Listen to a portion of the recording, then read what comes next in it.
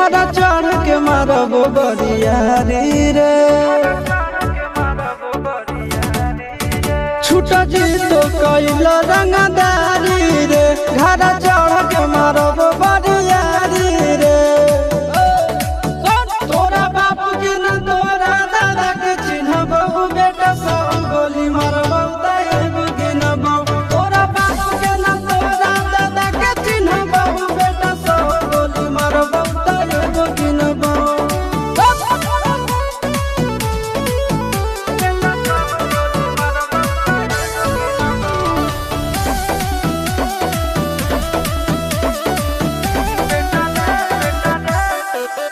बेटा रे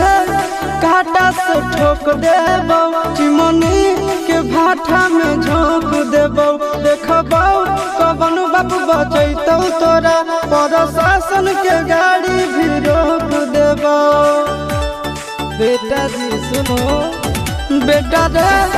काटा से ठोक देबो चिमनी के भाटा में झोंक देबो देखबो कवन बाप बचैतौ तोरा प्रशासन के गाड़ी भी रोक देबो तोरा जैसन के हम खड़े खड़े गिनबो बेटा सब गोली मारबो तैब गिनबो तोरा बाप के न तोरा दादा के चिन्हबो बेटा सब गोली मारबो तैब गिनबो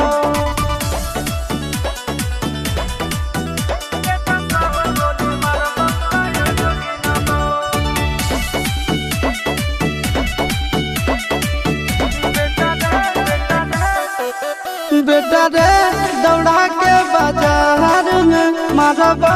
गोली तोर कपार में रंगदारी जे करभी बिहार में गड़ देबो गंगा जी किनार में इतना मार पड़तो ना बेटा